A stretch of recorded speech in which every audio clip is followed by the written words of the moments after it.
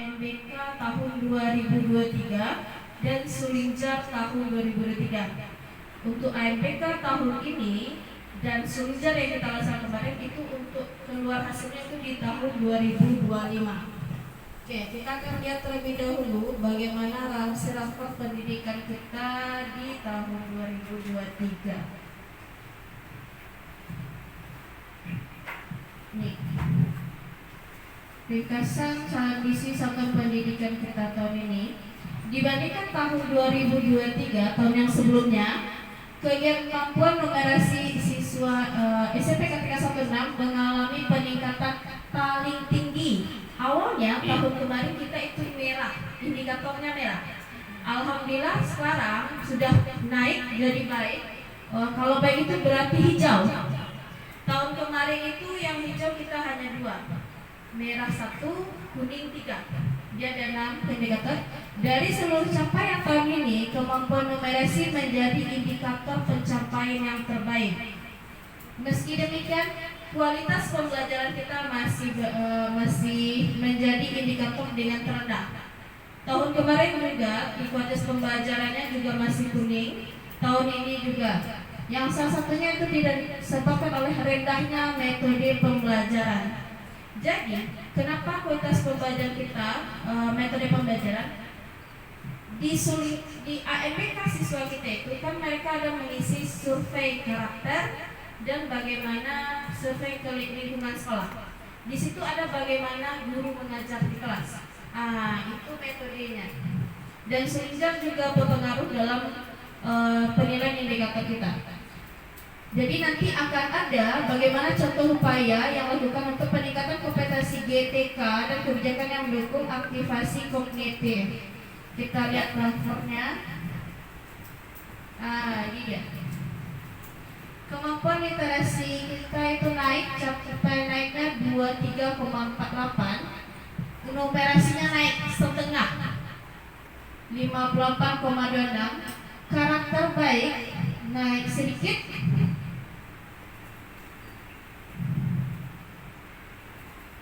ini deh. Iklim keamanan serta pendidikan capai naik 7,43. Iklim kebinekaan hanya naik 0,81%. Di kualitas pembelajaran ini yang masih sedang, sama seperti tahun kemarin.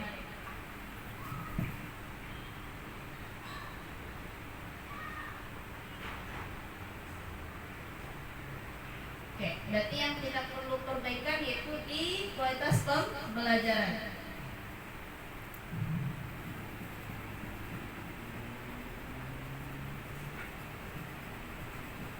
Ini dia, pelajari akan masalah dari kualitas pembelajaran kita. Apa saja faktor yang mempengaruhi kualitas pembelajaran satuan pendidikan kita? Indikatornya itu kualitas pembelajaran turun, dia bukannya naik tapi dia makin turun. Yang pertama itu metode pembelajaran, itu ada dukungan psikologis dan manajemen kelas. Kita lihat detailnya masing-masing metode pembelajaran. Metode pembelajaran artinya praktik pengajaran bertujuan untuk membimbing dan mendukung peserta didik dalam membangun pemahaman atau pengetahuan baru. Bagaimana pengukurannya? Itu nilai rata untuk instruksi yang adaptif, panduan guru, aktivitas interaktif, pembelajaran literasi, pembelajaran numerasi, skor iklim pembelajaran terbuka di survei lingkungan belajar. Di survei lingkungan belajar anak-anak ada ini. Kita pun juga misi Sulinjar juga ada kan, menentukan bagaimana pembelajaran kita di kelas. Nilainya naik 4,09 dari tahun sebelumnya. Terus dukungan psikologis. Cara pengukuran capaian ini berarti dari bagaimana dukungan afektif, perhatian dan kepedulian guru, umpan balik konstruktif. Jadi pada saat anak-anak misi survei lingkungan belajar mereka mendalilnya apakah ada umpan balik dari guru pada saat pembelajaran. Di survei kita, di Sulinjar juga ditanya apakah kita memberikan refleksi dan umpan balik. Jadi itu yang menentukan kualitas pembelajaran sekolah kita. Lalu tindakan berikutnya manajemen kelas, yaitu melihat proses perilaku peserta didik dan pemusatan perhatian terhadap aktivitas tugas dan relevan. Nilai rata-rata untuk keteraturan kelas dan disiplin positif di survei lingkungan belajar. Ini yang turun. Kalau yang tadi masih naik, yang di manajemen kelasnya kita yang turun 5,92 dari tahun kemarin. Saatnya jam keempat dimulai. Yang itu It's time to begin the fourth lesson. Capaian kualitas pembelajaran kita itu ada dua.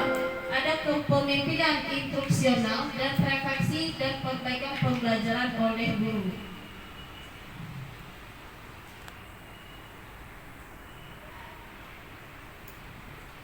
Dari akar masalah yang pembelajaran ini, kualitas pembelajaran, kita akan diberikan untuk benahi, bagaimana kita membenahinya. Oke, ini dia membenahi. Metode yang dibenahi itu di metode pembelajaran.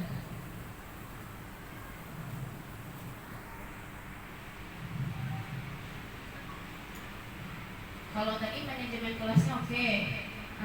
Dia mintanya ke metode pembelajaran. Jadi di PMM kita kan masuk ke inspirasi pembenahan, inspirasi benahi. Itu akan sinkron ke PMM. Ini dia ada beberapa konten penguatan metode pembelajaran yang bisa kita ambil. Inspirasi 1, ragam konten dan pengembangan diri terkait metode pembelajaran. Yang kedua, implementasi pembelajaran pada murid terkait metode pembelajaran. Yang ketiga, referensi kebijakan terkait metode pembelajaran. Berarti fokus kita untuk tahun ini yaitu perbaikan di kualitas pembelajaran. Kalau kita klik ini, dia akan nyambung ke PMM. Ini dia, ada beberapa modul yang bisa kita lakukan. Modul yang ini RHK-nya bisa dipakai untuk mengisi RHK di PMM. Kalau tahun sebelumnya, kalau kita mengambil pelatihan mandiri, kita harus selesaikan aksi nyata untuk bisa dapat sertifikat. Sekarang enggak. Sekarang selesai modulnya, sudah selesai satu modul, nanti akan ada surat keterangan telah menyelesaikan modul itu. Jadi karena validasi aksi nyata lama, jadi kita bisa memanfaatkan yang ini. Kita pilih aja mana yang sesuai dengan kondisi sekolah kita. Berarti kita bisa pilih yang pembelajaran SMP, itu perkuat literasi bagi Ibu Messi itu bahasa Indonesia. Literasi ini tidak hanya di bahasa Indonesia, semuanya pakai literasi. Karena sekarang soal kita sudah berhubungan dengan literasi numerasi. Ini dia. Ada aktivitas numerasi yang menyenangkan dan inspiratif, dan ada juga beberapa video inspirasinya. Oke, hanya itu untuk rapor pendidikan. Nanti rapor pendidikannya akan dikirim ke masing-masing. Kita bisa lihat rapor pendidikan kita itu, buka di Aku Belajar. Buka Aku Belajar, klik rapor pendidikan. Kita bisa cek sendiri bagaimana rapor pendidikan kita, bisa kita analisis sendiri. Sekarang kita masuk ke penilaian kinerja guru lagi. Jadi penilaian kinerja guru atau observasi. Jadi ada 3 tingkatnya. Pertama, pra-observasi. Ini kita yang pra-observasi. Yang kedua, ada observasi atau pelaksanaan di dalam kelas. Yang ketiga, ada RTL dan refleksi.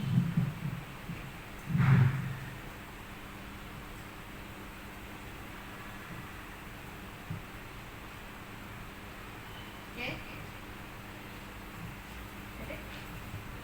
Kita mulai yang pertama itu pra-observasi dulu. Pra-observasi bantu kita tentukan dulu indikator mana yang mau kita pilih. Ada 8 indikator yang akan kita pilih. Apa saja itu? Berapa indikator itu? Ini.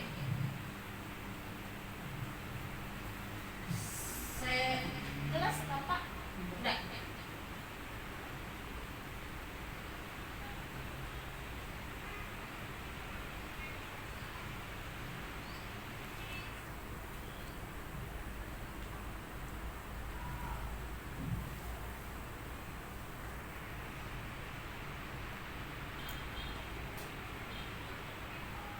Oke, ini kata pertama untuk penerapan disiplin positif.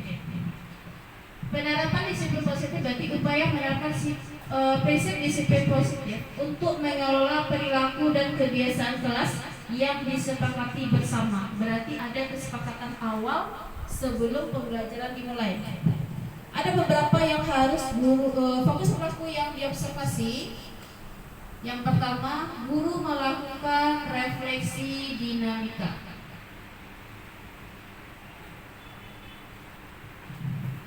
Guru melakukan refleksi dinamika kelas untuk menerapkan kesepakatan kelas. Apa saja yang harus dilakukan guru? Yang pertama, guru mengajak si peserta didik lakukan refleksi dinamika kelas mengacu kesepakatan kelas. Yang kedua, menunjukkan kesediaan mendengarkan pandangan peserta didik tentang dinamika kelas. Dan yang ketiga, bersikap adaptif sehingga bersedia mengubah kesepakatan kelas bila diperlukan. Jadi ada kesepakatan kelas yang dibentuk di awal, tapi ini bisa diadaptif, maksudnya bisa dirubah melihat dengan kondisi bagaimana di kelas. Ini yang perlu dihindari. Ini yang dilakukan, ini yang dihindari. Lalu kedua, fokus yang kedua itu melakukan penguatan positif terhadap perilaku yang sesuai atau mendukung kesepakatan kelas. Nanti akan dikirimkan fotonya masing-masing, jadi bisa dipahami kembali.